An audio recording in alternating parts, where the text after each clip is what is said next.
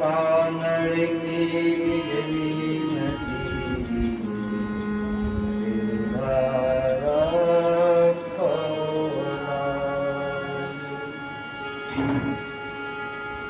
दत्तनारद सुखदेव से और सबे अवतार राम चरण गुरु को करे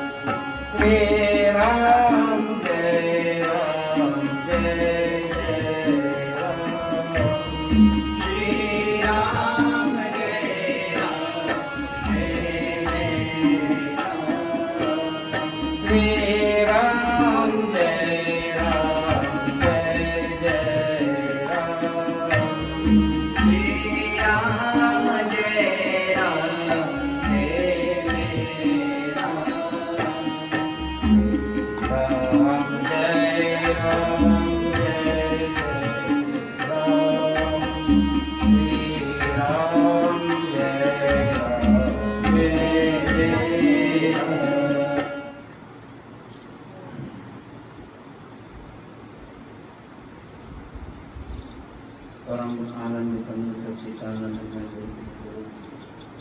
पूर्ण ब्रह्म परम पिता परमात्मा के पुनीत पावन पादार विंदों में कोटि प्रणाम निवेदन करते हैं। ब्रह्मनिष्ठ तत्वनिष्ठ विग्रह अनंत अनंत मालंपुरे स्वामी जी श्री रामचंद्र जी महाराज के चरणारविंदों में बारंबार प्रणाम। भूत भविष्य वर्तमान तीनों काल के तपस्वी संत महापुरुषों के चरणारविंदों में प्रणाम करते हुए श्रद्धा वात्सल्य ममता नई माता बहनों श्रद्धालु मूर्ति भाइयों नाभाकृत भक्तमाल का पावन कथानक प्रसंग हम यहाँ पर श्रवण कर रहे हैं।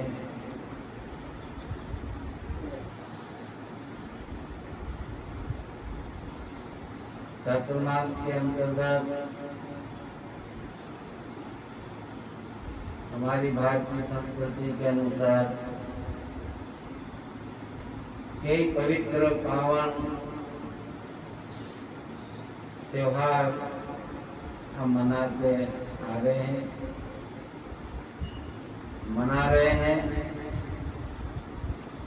देखिए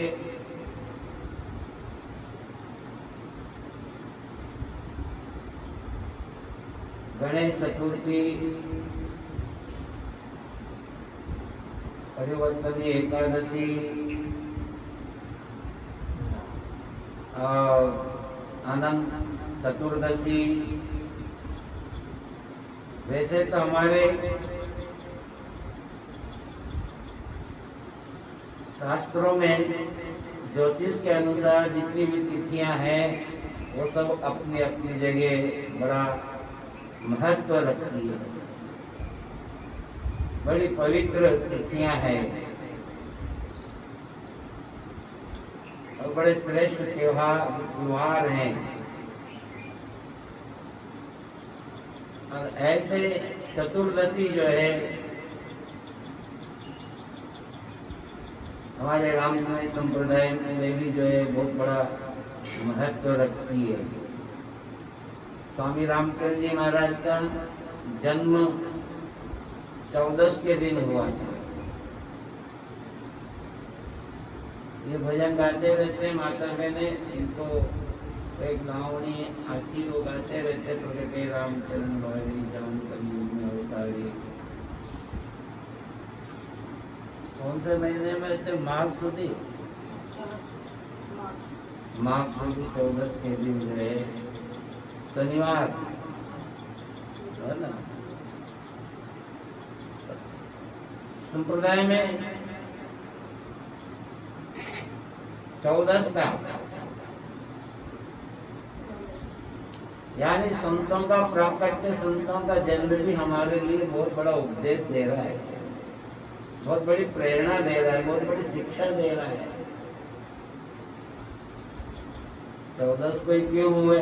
13 को हो जाते, 12 को हो जाते, 11 को हो जाते, 14 का। लेकिन संतों ने गणित लगाया कि ऐसे नाम लिहारी ब्रह्मवेत्ता तत्वनिष्ठ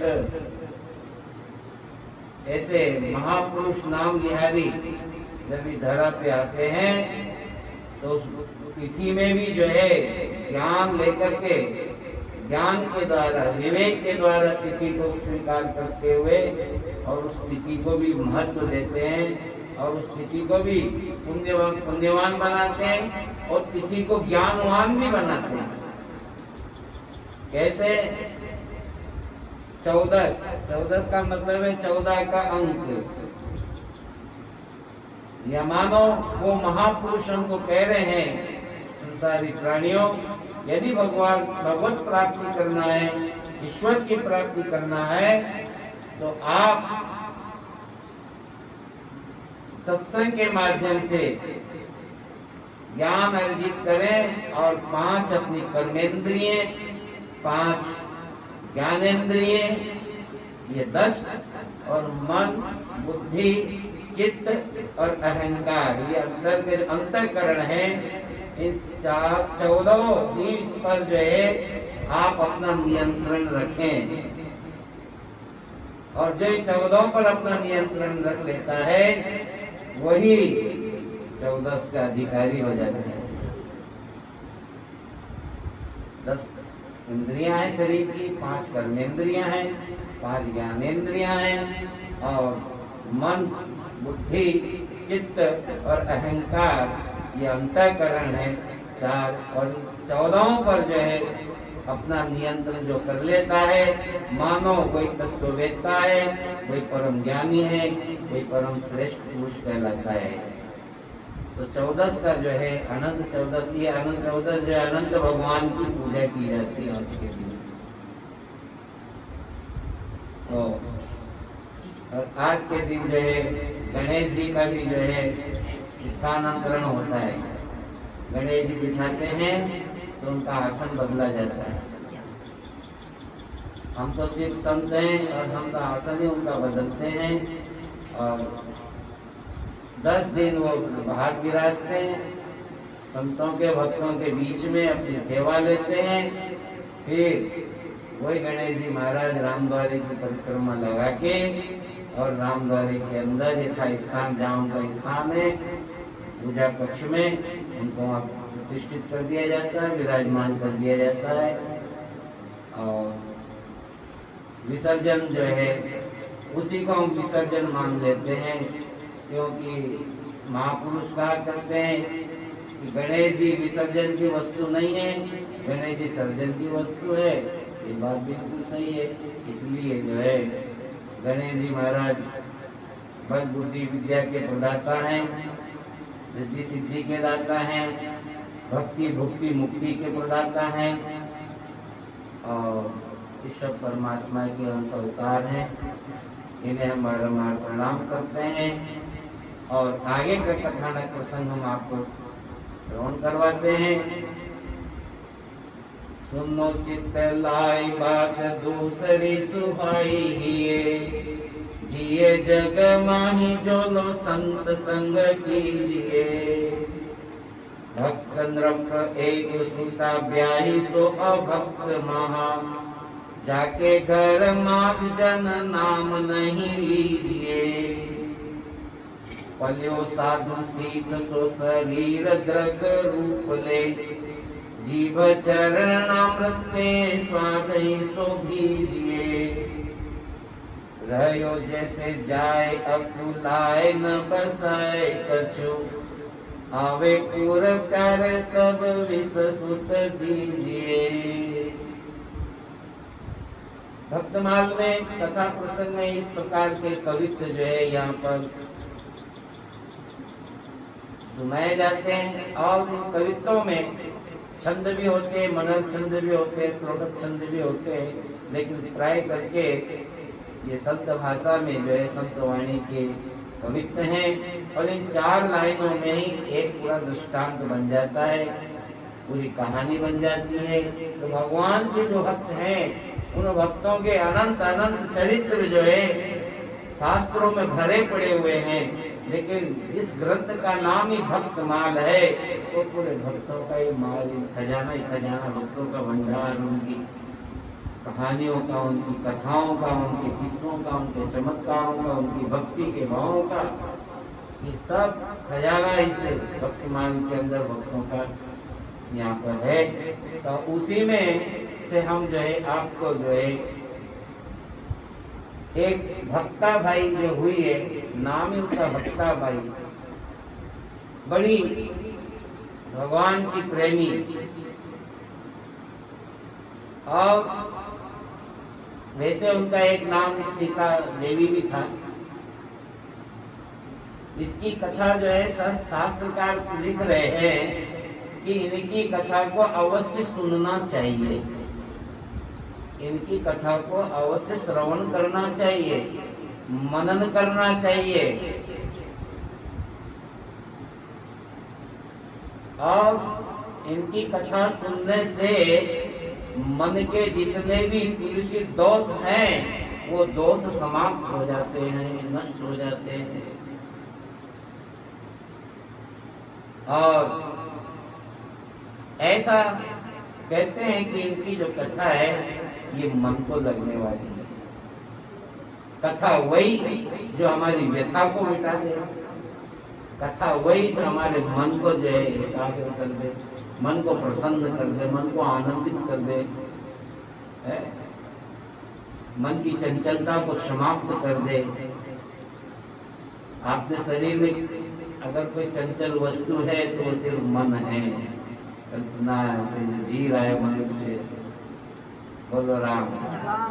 तो इन कथाओं के श्रवण करने से मात्र जो है हमारा मन जो है प्रसन्न होता है, मन शांत होता है, मन को ये प्रिय लगने वाली कथा है। और इस प्रकार की कथाओं को सुनने से हमको ये शिक्षा मिलती है कि जब तक संसार में रहें, जब तक संसार में रहें तब तक सत्संग करते रहे। बोलो राम। जिए जग माही जोरो संत संग कीजिए। जब तक जियोगे, जब तक जी रहे हो तब तक संत का संग करते रहो। क्यों कि बिना संग के, बिना सत्संग के, बिना संतों के सानिध्य से जो है मनुष्य को विवेक की प्राप्ति नहीं होती है।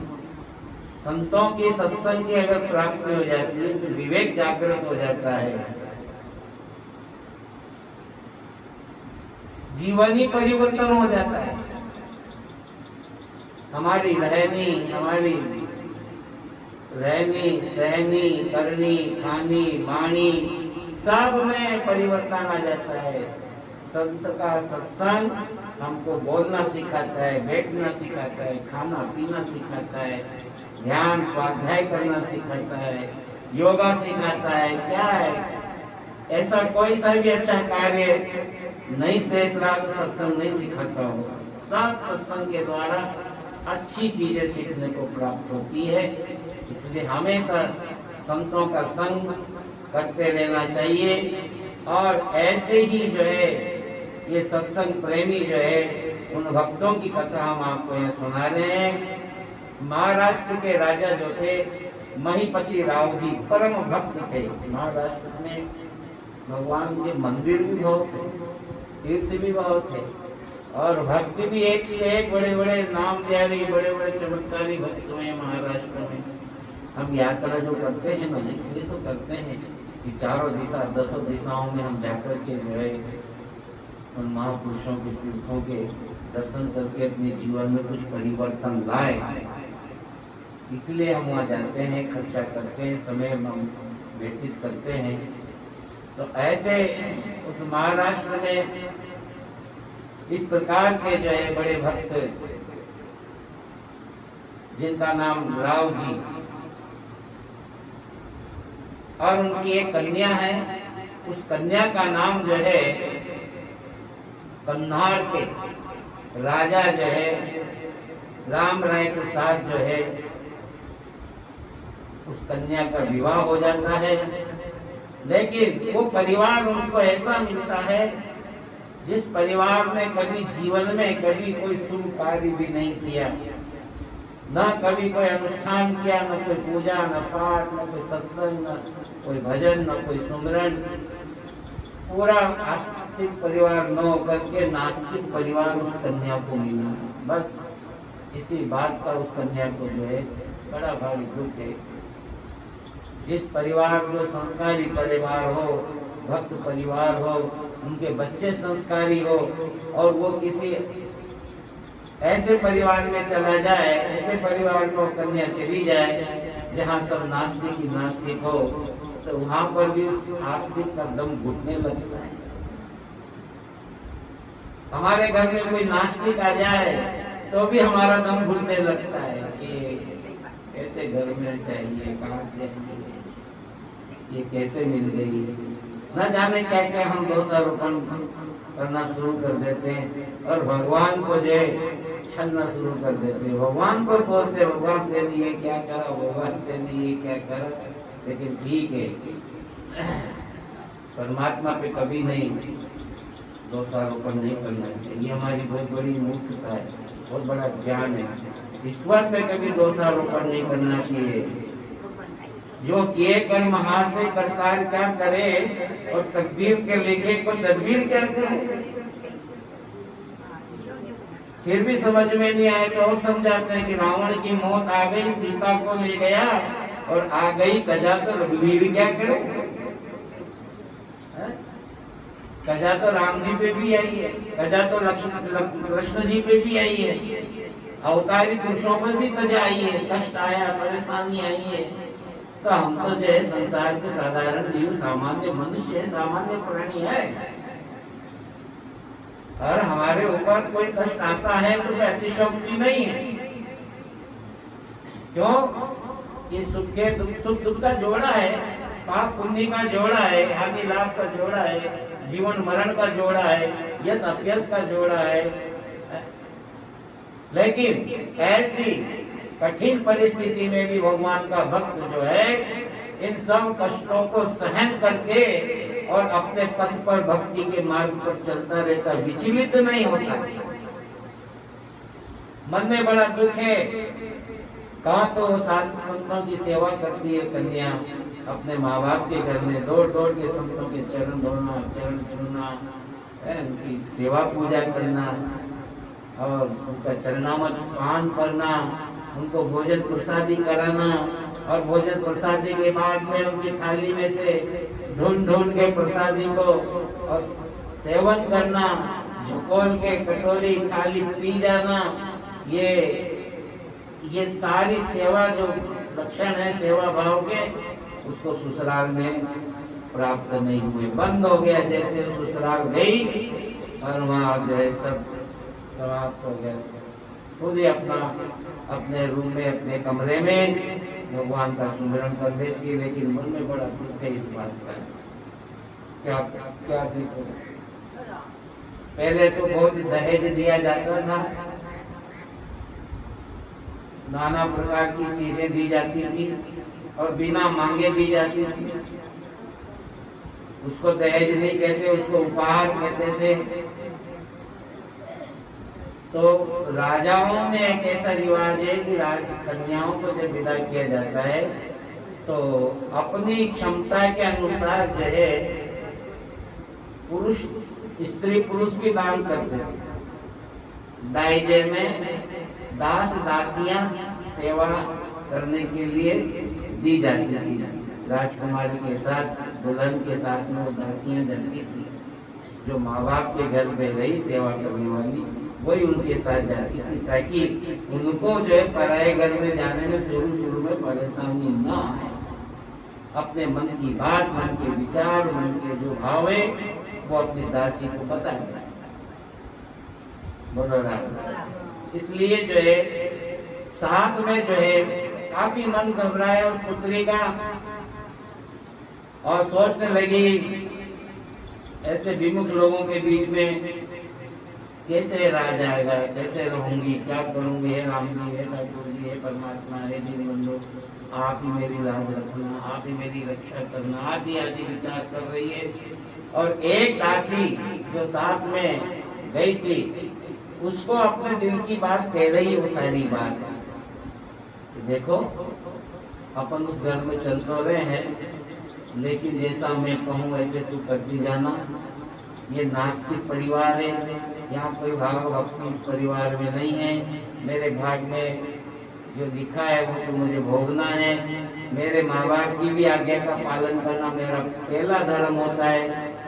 आज का मानव, आज की देवी, आज के देवता जो है उनसे पूछो, उनसे उल्टी आज्ञा लेना पड़ती है और पूछना पड़ता है कि बेटा तेरे लड़की देख ली क्या, तेरे पसंद कर ली क्या। हाँ बोले पसंद तो कर ली, लेकिन आपको फिर मैं बताऊंगा, राय नहीं आए तो फिर नहीं पसंद तो कर ली लेकिन अपनी जात की नहीं है। बस पसंद तो आ गई लेकिन अपनी जात में कोई लड़की पसंद ही नहीं आती। लड़की को लड़का पसंद नहीं आता, लड़के को लड़की पसंद नहीं आती, या कोई न कोई मील में 19-20 का फर्क पड़ जाता है, या फिर संग दोष का फर्क तो पड़ता ही पड़ता है। अब तो कोई पूछता नहीं है। अब माँ बाप की आज्ञा के अनुसार बहुत, अभी भी ऐसी बात नहीं है, लाखों में 1-2 तो मिलेंगे जो माँ बाप की आज्ञा के अनुसार संबंध स्वीकार कर लेती, बच्चे भी कर लेते। उससे दासी से कहा, एक दिन उसने बोले अपन वहाँ चल तो रहे, लेकिन ये ध्यान रखना उस बस्ती में, इस बस्ती में अगर कोई संत समाज आए तो वो ध्यान रखना, उस दिन को याद रखना जिस दिन संत महात्मा की मंडली इस नगरी में आए तो मुझे जरूर बताना। बोलो राम। आए पूर्व संत आई, तासीन से जाए जनाए कही, सही कैसे जाए सूत्र जिसे लेके दिए। एक दिन संत आ गए, मंडली लेकर के संत समाज आ गया उस बस्ती में, और दासी ने जो है उस रानी से कह दिया कि आज जो है एक यहाँ के बहुत बड़े मंदिर में जो है संत मंडली आई हुई है और संत मंडली जो है यहाँ रुकेगी। तो अच्छा ठीक है। अब तो जो है उस भक्ता ने, देवी ने भी मन में दृढ़ निश्चय कर लिया कि अब तो जो है इस राजमहलों में और इस घर में मैं आई हूँ तो मेरे संत भी यहाँ आना चाहिए, मेरे संत भी यहाँ पधारना चाहिए। मेरे संतों के बिना ये महल किसी काम के नहीं, मेरे संतों के बिना ये घर, ये दर नहीं, ये तो संसार है, संसार। ये राजाओं का मरघट है। ये तो अगर यहाँ संत नहीं आए, जिस घर में संत आ जाए समझ लो वो घर साक्षात भगवान का मंदिर बन जाता है। पवित्रता आ जाती है उसमें, सात्विक कण उसमें आ जाते हैं, शुद्ध कण उसके अंदर आ जाते हैं। जितने भी नकारात्मक ऊर्जाएं हैं घर की, वो सब नष्ट हो जाती है संत के चरण पड़ते ही, संत की दृष्टि पड़ते ही। छठी दृष्टि जहाँ पर पड़े तो रोम रोम छट जाए। कहते महाराज आपकी तो कृपा दृष्टि बहुत है, आपकी तो कृपा दृष्टि चाहिए, यानी कृपा की दृष्टि अगर पड़ जाती है तो वो जीव धन्य हो जाता है, निहाल हो जाता है। उसने मौका देख करके सोचे संत तो ऐसे आएंगे नहीं, लेकिन संतों को बुलाने के लिए मुझे कुछ न कुछ तो त्याग करना पड़ेगा, कुछ न कुछ तो बलिदान करना ही पड़ेगा। छाती पर पत्थर रख करके और भगवान का नाम लेकर के संतों पर विश्वास करके उसने अपने 5 साल के बच्चे को जहर दे दिया। जहर देने से वो राजकुमार मर जाता है। और जब एक राजकुमार हुआ और राजाओं के राज में राजकुमार होता है तो बड़ा उत्साह होता है, बड़ा प्रसन्न होता है राजाओं का, क्योंकि उनकी जो है वंशावली प्रारंभ हो जाती है, वंश जागृत हो जाता है, राजपाट को चलाने वाला राजकुमार मिल जाता है उनको। सब रोने लगे, हाहाकार मच गया महलों में, छाती माथे फूटने लगे, छातियां पीट पीट करके रोने लगे। रोते रोते रोते बहुत देर हो गई। आखिर में उस रानी ने कहा, जिसने जहर दिया अपने बेटे को, तो माँ ने कहा सबसे, बोले एक बात है, आप रो मत, अगर ये बच्चा जिंदा तो हो सकता है। सब उसके पाँव में पड़ गए। आप बताओ, आप कहोगे हम जैसा करेंगे, आप कहोगे हम वैसा ही करेंगे, आप हमको बताओ क्या उपाय है। बोले ऐसा उपाय तो मेरे पिताजी वहाँ जो है मेरे घर पर हमेशा किया करते थे, और उपाय उनके कई बार उन्होंने ऐसे बच्चों को जिंदे कर दिए। बोले क्या उपाय। बोले बस्ती में अगर कोई संत आए हो तो संतों के पास तुम चले जाओ, उनके चरणों में पड़ जाओ, उनको लेकर के यहाँ आओगे तो तुम्हारा बच्चा, हमारा बच्चा जिंदा हो जाएगा, वरना नहीं तो इसको कोई जिंदा नहीं कर सकता। फिर क्या था, मरता क्या नहीं करता, मर तो गया ही, लेकिन ये सब स्वार्थ वाली भी बात है। अपने ऊपर जब बीती संकट आया, कष्ट आया, तो संत याद आया।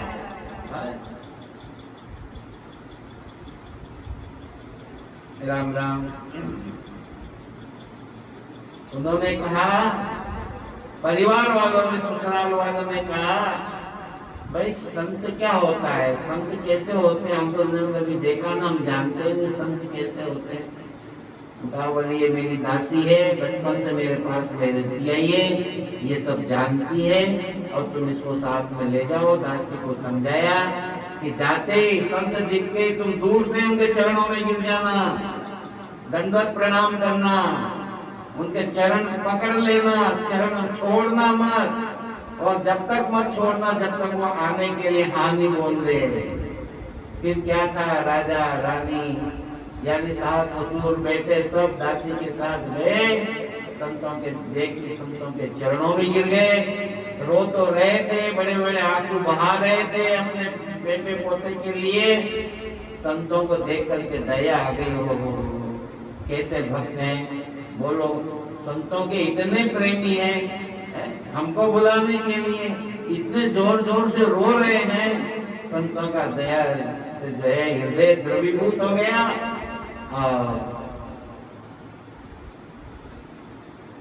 संतों ने कहा ठीक है, चलो इसी वक्त चलो हम चलते हैं आपके साथ। फिर क्या था, आगे आगे संत और पीछे पीछे सारे वो राज महाराज के सब पीछे पीछे जा रहे हैं।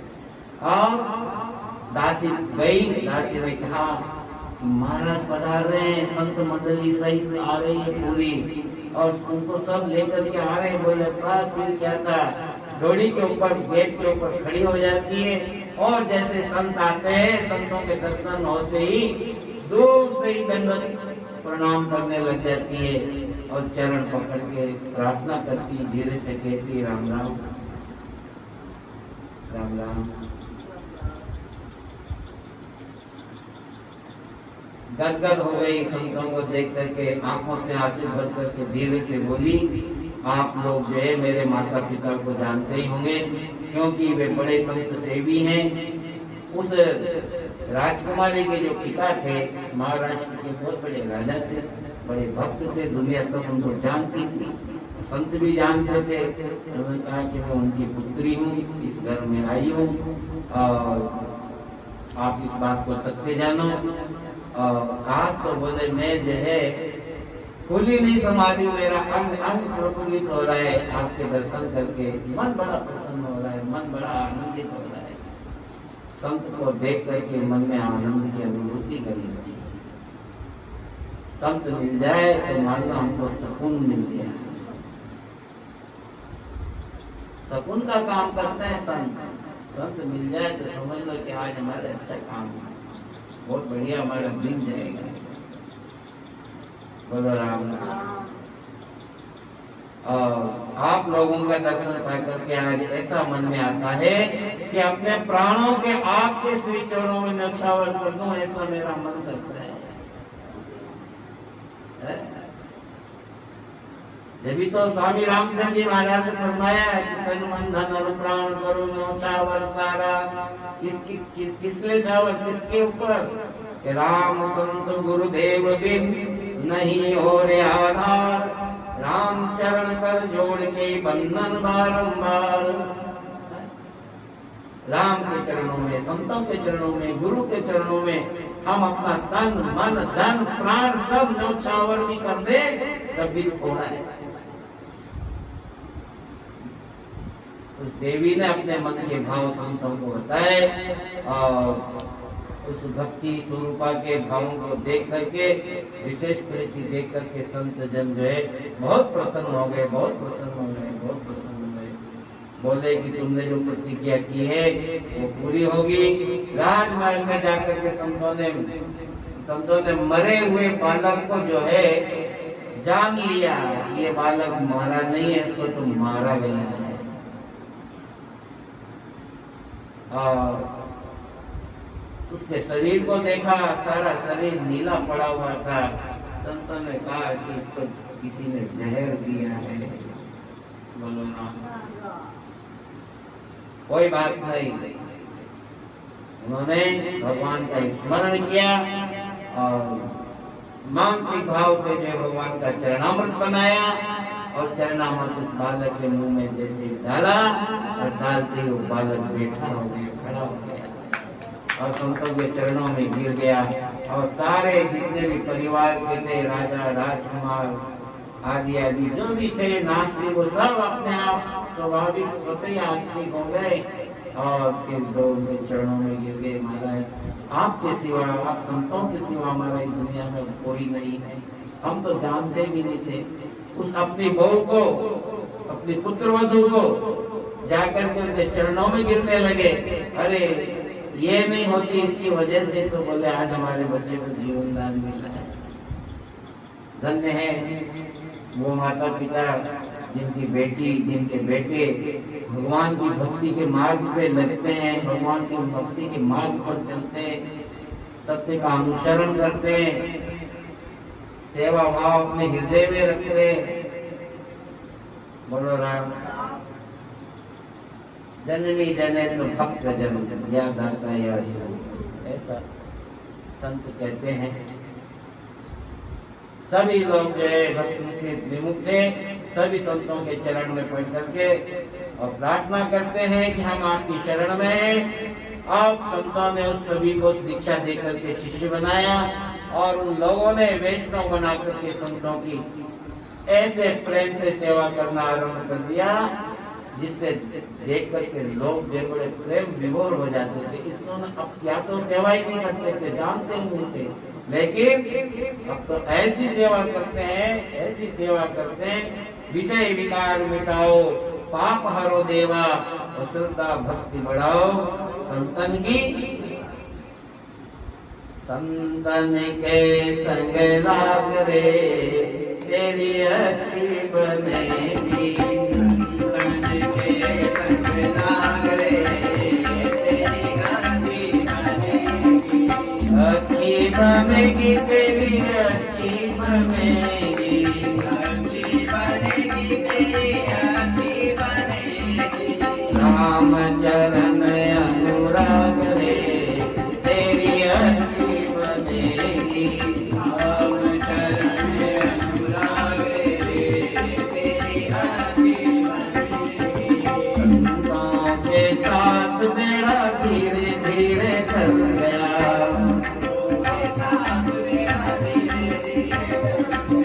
संतों के साथ बेड़ा धीरे धीरे ढल गया,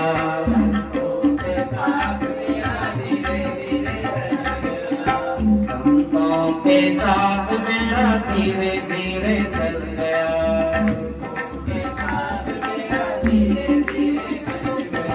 मीरा की भक्ति देख राणा भी डर गया, मीरा की भक्ति देख राणा भी डर गया। इसलिए अपने जीवन में संत, सत्संग, सुमिरन, स्वाध्याय, सत्कर्म, संस्कार, ये सब जो है हमारे जीवन में उतरना चाहिए और हमारे माध्यम से हमारे बच्चों में, हमारे बेटे बेटी, पोते पोतियों में भी वो संस्कार।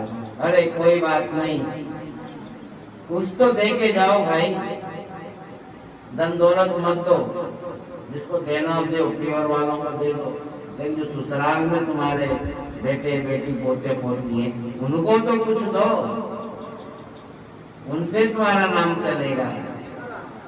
बोलो राम, उनसे नाम चलेगा। तो ऐसे भगवान के जो है अनन्य भक्त हुए हैं और इस प्रकार प्रभु से ने जो है उस रानी की जो है लज्जा रखी, उसकी लाज रखी और जिसके साक्षी संत जन है। बोलो राम।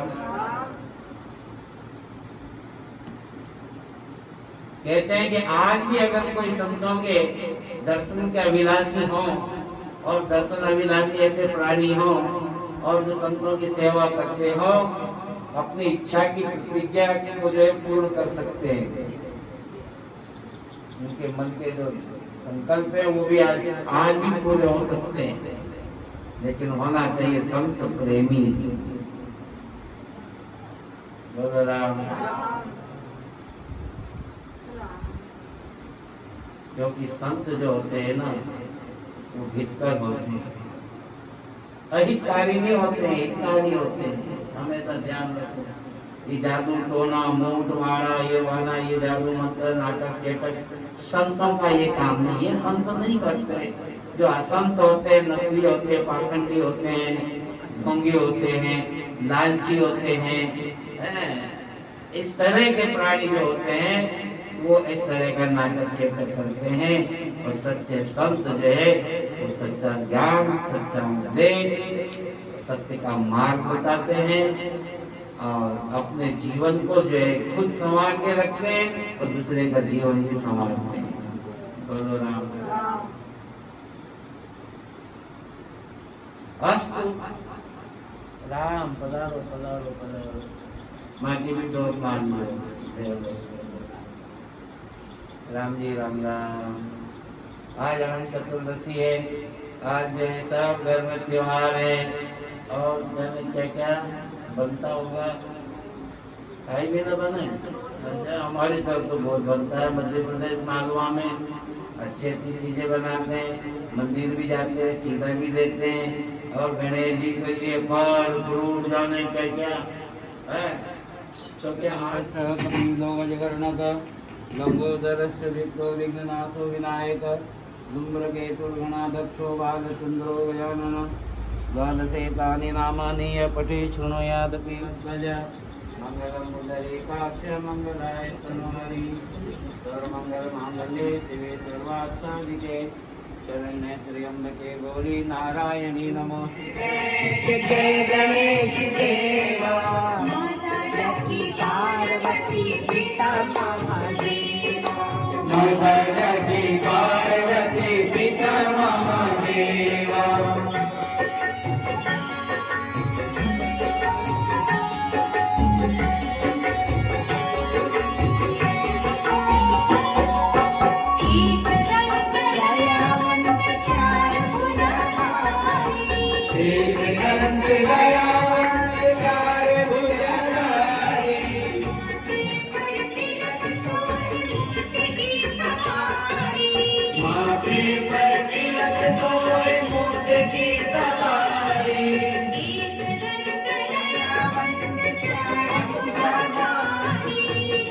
के दंत दयावंत काल भुजलाई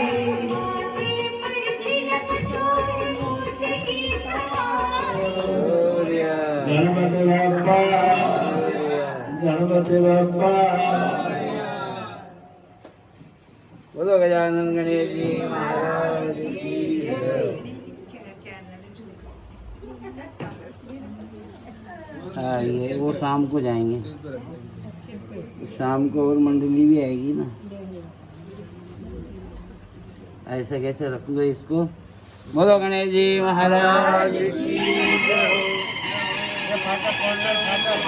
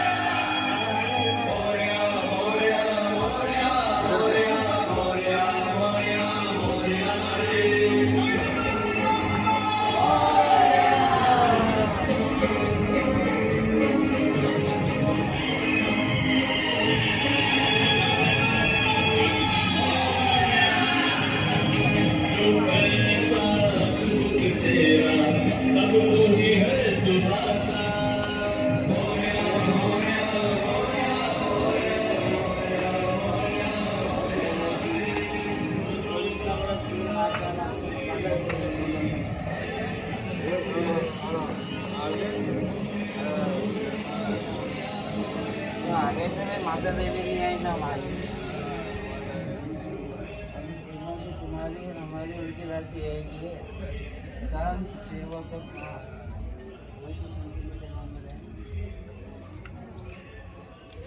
कोई गणेश जी को गीत आते हो था तो कोई बोलना भाई। गजानन के सरदारी गजानन के सरदारी